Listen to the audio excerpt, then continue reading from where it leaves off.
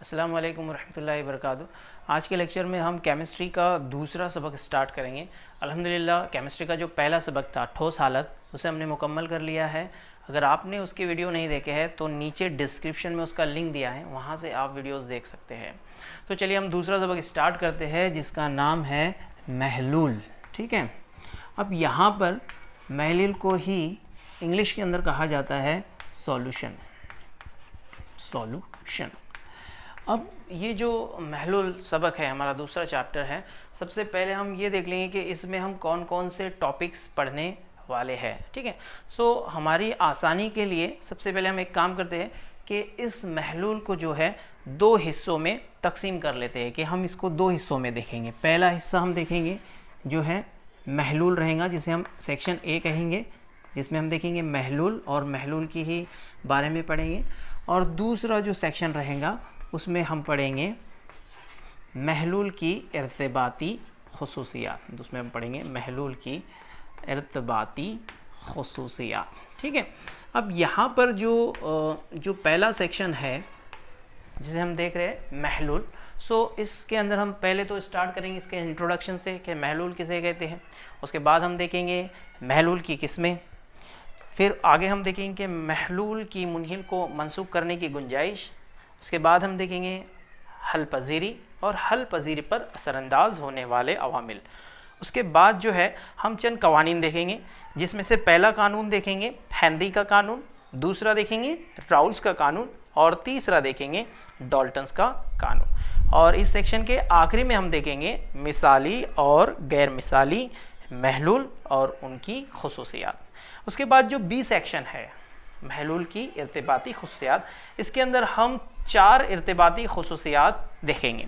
सबसे पहले देखेंगे बुखाराती दबाव में तखफीफ डेल्टा पी। उसके बाद दूसरी इर्तिबाती खुसूसियात देखेंगे नुक़्ते उबाल में इर्तिका, जिसे डेल्टा टी बी से ज़ाहिर करते हैं। उसके बाद तीसरी इर्तिबाती खुसूसियात नुक़्ते इंजमाद में कमी, जिसे डेल्टा टी एफ से ज़ाहिर करते हैं। और चौथी इर्तिबाती खुसूसियात तदाखुल, और आखिर में देखेंगे वांट ऑफ फैक्टर। सो ये तमाम टॉपिक्स जो है इस चैप्टर्स में हम देखेंगे। सो आप जल्दी से इसका स्क्रीनशॉट ले लें। अब हम देखते हैं कि महलूल किसे कहते हैं। सो देखिए, जब दो अज्जा आपस में मिलकर आमेज़ा तैयार करते हैं तो उस आमेज़े को, उस हमजिन्स आमेज़े को हम महलूल कहते हैं। यानी दो अज्जा के मिलने के नतीजे में जो शय हासिल होती है उसे हम कहेंगे महलूल। सो चलिए इसी के बिना पर हम इसकी तारीफ़ लिख लेते हैं कि दो या दो से ज़ायद अज्जा के हमजिन्स आमेज़े को महलूल कहते हैं। ठीक है, अब ये हो गई हमारी डेफिनेशन, क्या महलूल किसे कहते हैं। ठीक है, अब इसमें बात याद रहे कि यहाँ पर मैंने ये जो अज्जा लफ्ज़ इस्तेमाल किया है, सो यानी कि शय, महलूल में जो पाई जाने वाली शय होती है उसे हम क्या कहते हैं, अज्जा कहते हैं, कंपोनेंट्स। ठीक है, चलिए अब एग्जाम्पल से समझ लेते हैं कि महलूल किस तरह से तैयार होता है। तो फर्ज कीजिए कि ये एक बीकर है, ठीक है, और इस बीकर के अंदर मैंने पानी भरा हुआ है। ठीक है, ये पानी है उसके अंदर। ठीक है, तो ये क्या हुआ, ये मैंने लिया उसमें पानी, और उसमें अगर मैं नमक ऐड करता हूँ, ठीक है, अगर मैं इसमें नमक ऐड कर रहा हूँ, सो क्या तैयार होगा, पानी में हम नमक डालते हैं तो क्या तैयार होगा, उसके नतीजे में खारा पानी बनेगा। ठीक है, क्या तैयार होगा, खारा पानी। सो यहाँ पर ये जो दो अज्जा है, दो चीज़ें हैं, नमक और पानी, मिलकर जो खारा पानी तैयार हो रहा है, इस खारे पानी को हम क्या कहेंगे, महलूल। ये खारा पानी क्या रहेगा, महलूल। और ये महलूल कैसे तैयार हुआ, नमक के पानी में हल होने के नतीजे में। तो यहाँ पर नमक क्या हो रहा है, हल हो रहा है। सो जो शय हल होती है उसे हम क्या कहते हैं, मुनहिल कहते हैं। क्या कहते हैं, मुनहिल कहते हैं। और जो शय हल करती है, जैसे पानी हल कर रहा है, किसको हल कर रहा है? नमक को। सो हल करने वाली शय, किसी को अपने अंदर हल करने वाली शय को हम क्या कहते हैं? मुहल्लिल। क्या कहते हैं? मुहल्लिल। और इस मुनहिल और मुहल्लिल के मिलने के नतीजे में क्या तैयार हो रहा है? महलूल। तो हम कह सकते हैं कि जो महलूल होता है, जो महलूल होता है, ये मुहल्लिल और मुनहिल दोनों का मजमुआ होता है। ठीक है। अब यहाँ पर देखिए कि हमने इसमें जो हल करवाया है नमक, जो बतौर मुनहिल है, हल होने वाला मुनहिल होता है। सो जो मुनहिल है ये कम मिकदार में मौजूद है, और जो पानी है मुहल्लिल के तौर पे इस्तेमाल हो रहा है वो ज़ायद मिकदार में है। तो हमेशा याद रखिए कि मुनहिल जो होता है कम मिकदार में मौजूद होता है। कैसी मिकदार होती है इसकी? कम मिकदार होती है बनिस्बत मुहल्लिल की। और मुहल्लिल कैसा होता है? ज़ायद मिकदार में मौजूद होता है। ज़ायद मिकदार में कौन रहेगा? मुहल्लिल। और मुनहिल जो होता है वो कम मिकदार में मौजूद होता है। तो यहाँ पर हम महलूल देखें। अब चलिए इसके बाद जो हम देखते हैं कि महलूल की किस्में। ठीक है। अब देखिए जब भी हम एक बात पैदा होती है कि महलूल, या उसे इंग्लिश में कहा जाता है सॉल्यूशन, तो हमारे दिमाग के अंदर एक ही ख्याल आता है कि ऐसे कुछ माय से बनी हुई चीज़ को शायद महलूल कहते हैं। ठीक है। ऐसा नहीं होता है। जो महलूल होता है ये तीनों हालतों में पाया जा सकता है। तीन हालतें, मादे की तीन हालतें होती है, ठोस, माय और गैस। सो इन तीनों हालतों में महलूल पाया जा सकता है। सो हम ये नहीं कह सकते कि गैस जो है माय हालत में ही महलूल होता है, गैसी हालत में भी महलूल पाया जाता है। उसी तरह से माय हालत में भी महलूल पाया जाता है, और साथ ही साथ ठोस हालत में भी महलूल पाया जाता है। अब इसके अंदर एक बात बहुत ही ज़रूर याद रखना है कि यहाँ पर जो मुहल्लिल की हालत होती है, जिस हालत में मुहल्लिल रहता है उसी हालत में महलूल रहता है। जैसे यहाँ पर हम देखते हैं, सो मुहल्लिल कौन था? पानी। और पानी कैसी हालत में था? माय हालत में था। सो इसका जो महलूल बना खारा पानी, वो भी कौन सी हालत में रहेगा? माय हालत में ही रहेगा। सो ये कौन सा महलूल बन गया? माय महलूल। सो हमेशा याद रखिए कि मुहल्लिल जिस हालत में होता है उसी हालत में महलूल होता है। अब यहाँ पर हमको समझ में आ गया कि गैसी महलूल है, इसका मतलब मुहल्लिल कैसी हालत में रहेगा? गैसी रहेगा। लेकिन मुनहिल अलग अलग हालतों में हो सकता है। जैसे हमने वहाँ पे नमक लिया, तो यहाँ पे नमक कैसी हालत में है? ठोस हालत में है। सो हो सकता है हम यहाँ पर जो है माय में ठोस ऐड करें। इस तरह से हर हालत में हम ठोस, माय, गैस तीनों किस्म के मुनहिल का इस्तेमाल कर सकते हैं। सो उसकी बिना पर गैसी महलूल, माय महलूल और ठोस महलूल, हर महलूल जो है तीन अलग अलग जो है हालतों में उसके अंदर किस्में पाई जाएंगी। ठीक है। तो यहाँ पर मुनहिल हम फिक्स हो गया कि यहाँ पे गैसी महलूल है, इसका मतलब मुनहिल कैसी हालत में रहेगा? गैसी हालत में ही रहेगा मुहल्लिल। लेकिन मुनहिल किस हालत में पाया जा सकता है? मुनहिल गैसी हालत में भी पाया जा सकता है, माय हालत में भी पाया जा सकता है, और ठोस हालत में भी पाया जा सकता है। लेकिन जैसे यहाँ पर क्या होगा कि गैस गैस, गैस और गैस, गैस मुनहिल और गैस मुहल्लिल मिलकर गैसी महलूल तैयार कर सकता है। उसी तरह से माय मुनहिल और गैसी मुहल्लिल मिलकर भी गैसी महलूल तैयार हो सकता है। उसी तरह से ठोस मुनहिल और गैसी महलूल मिलके भी जो है यहाँ पर हमें गैसी महलूल तैयार होगा। यानी गैसी महलूल कितनी किस्मों के हो गए? तीन किस्मों के। इसी तरह से मुनहिल की हालत की बुनियाद पर जो है माय महलूल भी तीन किस्म के होंगे और ठोस महलूल भी तीन किस्म के हो सकते हैं, जिसे हम इस टेबल के ज़रिए से समझ सकते हैं।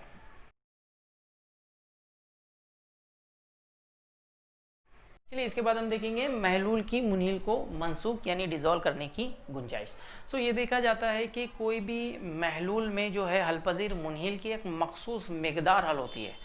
उस हद के आगे अगर हम ऐड करते हैं सो वहाँ पर जो है मुनहिल जो है गैर पजीर हालत में ही नज़र आता है। ठीक है। अगर हम मानो किसी भी महलूल में हलपजीर मुनहिल ऐड करते हैं तो शुरुआत में ये देखा जाता है कि वो बहुत ही तेज़ी से हल हो जाता है, और जैसे हम ऐड करते रहते हैं उसमें धीमे धीमे जो है उसकी हल पजीरी जो है धीमी हो जाती है। और एक वक्त आता है कि फिर उसके बाद भी अगर हम उसमें मुनहिल डालते हैं तो वो गैर हल पजीर हालत में ही हमें नज़र आता है। यानी कि यहाँ पर मखसूस महलूल की मखसूस मुनहिल को जो है हल करने की एक गुंजाइश होती है, और उसी गुंजाइश की बिना पर जो है हम यहाँ पर चंद इस्तिलाहात भी पढ़ेंगे। तो चलिए पहले हम समझ लेते हैं कि उसकी गुंजाइश किस तरह से होती है। तो सेम ये जो एग्जाम्पल मैंने यहाँ पर लिया था उसी को मैं दोबारा जो है ले रहा हूँ, जिसके अंदर हम क्या कर रहे हैं कि एक बीकर ले रहे हैं और बीकर के अंदर जो है 100 ml 100 ml पानी ले रहे हैं। कितना ले रहे हैं? 100 ml पानी। और अगर हम इस 100 ml पानी में धीरे धीरे नमक को ऐड करते हैं, किसको करते हैं? नमक, जो किसके तौर पे बतौर क्या इस्तेमाल होगा? मुनहिल, और पानी बतौर क्या रहेगा? मुहल्लिल। सो यहाँ पे हम नमक को ऐड करते हैं। सो ये देखा जाता है कि अगर हम 20 दर्जे हरारत पर नमक को जो है 100 ml पानी में मिलाते हैं, सो 35.7 ग्राम नमक इसमें हल हो जाता है। और अगर हम 35.7 ग्राम से मज़ीद और आगे नमक इसमें मिलाते हैं तो वो गैर हल पजीर हालत में ही नज़र आता है। इसका मतलब ये नहीं है कि जो नमक बाद में इसके ऊपर ऐड किया जा रहा है उसकी गुंजाइश के ऊपर वो गैर हल पजीर हालत में या सॉलिबिलिटी यानी कि हल पजीरी वहाँ पर ख़त्म हो जाती है यानी रुक जाती है। ऐसा नहीं होता है। जस्ट होता क्या है कि जैसे हम मुनहिल बतौर मुनहिल नमक लिया हमने और पानी मुहल्लिल लिए, जब मुनहिल को मुहल्लिल में डालते हैं सो उसकी हल पजीरी के नतीजे में हमें तैयार होता है महलूल। ठीक है। अब ये जो अमल होता है जिसमें मुनहिल मुहल्लिल से मिलकर महलूल तैयार करता है, इसे हम कहते हैं अमले तहलील। इसे कहा जाता है अमले तहलील। तो हम जैसे जैसे धीरे धीरे नमक ऐड करते हैं, तो शुरुआत में ये होता है कि हमने शुरुआत में नमक ऐड किया तो बहुत ही तेज़ी से महलूल बनता है, फिर धीरे धीरे अमले तहलील क्या होता है? धीमा पड़ता जाता है। और अमले तहलील के साथ ही साथ क्या होता है कि चंद मुनहिल के ज़र्रात जो होते हैं वापस महलूल में मुहल्लिल के साथ हल होते हैं, सो वो अलहदा होकर वापस जो है अलग हो जाते हैं, यानी मुनहिल और मुहल्लिल वापस अलग हो जाते हैं। यानी कि यहाँ से क्या हुआ था? मुनहिल और महलूल मिलकर महलूल बनाया जिसे हमने कहे अमले तहलील। और उसी के साथ साथ ये रिएक्शन भी होता है कि महलूल से मुनहिल अलग हो जाता है और मुनहिल और महलूल अलहदा अलहदा होते हैं। तो इस अमल को हम कहते हैं, जो रिवर्स रिएक्शन है उसे कहते हैं हम अमले कलमाओं का अमल, जिसमें क्या होती है कि मुनहिल की नई कलमें तैयार होती है। ये प्यूरिफिकेशन के लिए भी इस्तेमाल किया जाता है। तो शुरुआती दौर में क्या होता है कि अमले तहलील बहुत ही फास्ट होता है और अमले कलमाओं बहुत ही धीमा होता है। लेकिन जैसे जैसे हम ऐड करते जाते हैं, ठीक है, मुनहिल को, सो ये अमले तहलील जो है धीमा होता है और अमले कलमाओं तेज़ होने लगता है। और एक मखसूस मिकदार जो गुंजाइश कहते हैं हम उसे, वो 35.7 जो नमक की हम कह रहे हैं, जो गुंजाइश जो होती है उस पर पहुंचने के बाद क्या होता है कि जितना अमले तहलील होती है उतना ही अमले कलमाव होता है। यानी कि 30.7 ग्राम के बाद अगर मैं मज़ीद 1 ग्राम ऐड करता हूँ तो 1 ग्राम मुनहिल और मुहल्लिल मिलकर महलूल तैयार करता है। तो इसी के रिवर्स हो जाता है कि 1 ग्राम जो मुनहिल अंदर था वो जो है मुहल्लिल से अलग होकर वापस मुनहिल और मुहल्लिल अलहदा अलहदा हालत में हो जाता है। यहाँ पर याद ये रखना है कि जो ऐड होता है वो तो हल होता है, लेकिन जो हल हालत में होता है वो जो है अलहदा होता है। मिसाल के ज़रिए एक जे ट्यूब के ज़रिए मैं आपको समझाने की कोशिश करूँगा कि फॉर एग्ज़ाम्पल ये जो है एक ट्यूब है, ओके। अब यहाँ पर अगर हम इसमें पानी भरते हैं ऊपर से, ठीक है, सो इसकी एक लेवल जो मुतवाज़न हालत आएंगी वो इस हालत में आएंगी, ठीक है। अब इसके बाद अगर हम मज़ीद पानी ऐड करते हैं इधर से, तो पानी कहाँ से निकलेगा? यहाँ से। यानी जो बाहर से जो ऐड हो रहा है वो तो हल हो रहा है, लेकिन यहाँ पर जो हल पजीर हालत में जो मुनहिल था वो बाहर निकल आ रहा है, ठीक है। सो यहाँ पर जब हम इस गुंजाइश की हद तक पहुँचते हैं तो अमले तहलील अमले कलमाव के मसावी हो जाता है, यानी फॉरवर्ड रिएक्शन मसावी होता है बैकवर्ड रिएक्शंस के।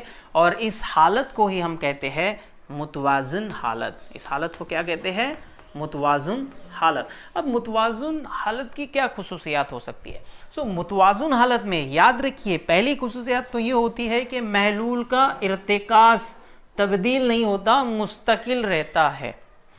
मुतवाज़न हालत में महलूल का इर्तिकाज़ मुस्तकिल रहता है। और दूसरी बात कि मुतवाज़न हालत में जो है आगे की जानिब रुझान पजीर अमल मसावी होता है पीछे की जानिब रुझान पजीर अमल के। ठीक है, तो यहाँ पे फॉरवर्ड और बैकवर्ड अमल जो है दोनों भी जो है मसावी रफ्तार से होते हैं।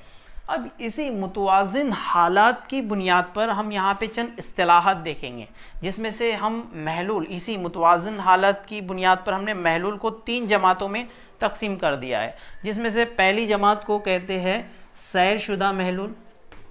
पहली जमात कहलाती है सैरशुदा महलूल, जबकि दूसरी जमात को कहा जाता है गैर सैरशुदा महलूल, गैर सैरशुदा महलूल। और तीसरी जमात को कहा जाता है, इसको मैं आगे बढ़ा देता हूँ, तीसरी जमात को कहा जाता है आला सैरशुदा महलूल। ठीक है, चलिए अब हम देखते हैं कि सैरशुदा महलूल किसे कहते हैं। सो ऐसा महलूल जिसमें हलपजीर मुनहिल की वो कम से कम मिकदार शामिल होती है जो अमल तहलील और अमल कलमाओं के दरमियान तवाज़ुन कायम कर सके, जो तवाज़ुन कायम करने के लिए दरकार होती है। तो चलिए हम यहाँ पर देख रहे हैं कि नमक जो है हमने पानी 100 ml में डाला। सो 20 दर्जे हरारत पर अगर हम 35.7 ग्राम नमक ऐड करते हैं तो उस हालत में तवाज़ुनी हालत जो है कायम होती है। तो यहाँ पर अगर मैं 100 ml पानी में 35 ग्राम नमक ऐड करता हूँ, सो वो जो महलूल तैयार होगा उस महलूल को हम नमक का सैरशुदा महलूल कहेंगे। और अगर एक पॉसिबिलिटी क्या हो सकती है कि अगर मैं 35.7 से कम डालता हूँ, जैसे कि मैं 35 ग्राम ही डालता हूँ, तो यहाँ पे क्या हो गया कि सैरशुदा महलूल के लिए दरकार कितनी थी 35.7, लेकिन मुनहिल की मिकदार में अगर दरकार सैरशुदा महलूल के लिए दरकार जो मुनहिल की मिकदार है उससे अगर कम मुनहिल ऐड करता हूँ और उसके नतीजे में जो महलूल तैयार होगा तो उसे हम कहेंगे गैर सैरशुदा महलूल। यानी ऐसा महलूल जिसमें मुनहिल की मिकदार सैरशुदा महलूल के लिए दरकार मुनहिल की मिकदार से कम होती है, उसे हम कहते हैं गैर सैरशुदा महलूल। यानी हमें दरकार थी 35.7, हमने कम डाले, तो कम डाले अगर तो वहां पे क्या रहेगा गैर सैरशुदा रहेगा। और दूसरी कंडीशन के 35.7 की जगह पे मैंने 40 ग्राम कर दिया, बढ़ा दिया, उसको एक्स्ट्रा डाल दिया, तो वहां पर क्या होगा कि 35.7 ग्राम तो हल हो जाएगा, बाकी का जो एक्स्ट्रा है 4.3 ग्राम वो गैर हलपजीर हालत में यहाँ नीचे नजर आता है। ठीक है, तो यहाँ पर ऐसा महलूल जिसमें जो है मुनहिल की मिकदार सैरशुदा महलूल के लिए दरकार मिकदार से ज्यादा शामिल की जाती है, तो उस किस्म के महलूल को हम कहते हैं आला सैरशुदा महलूल। यानी कि सैरशुदा महलूल से अगर मुनहिल की मिकदार कम रहेंगी, दरकार मिकदार से कम रहेंगी, तो वो रहेगा गैर सैरशुदा, और अगर ज्यादा रहेंगी तो वो कहलाएगा आला सैरशुदा। तो ये टर्म्स जो है आपको 1 मास के लिए आ सकते हैं, आप जो है इसका स्क्रीनशॉट ले लें।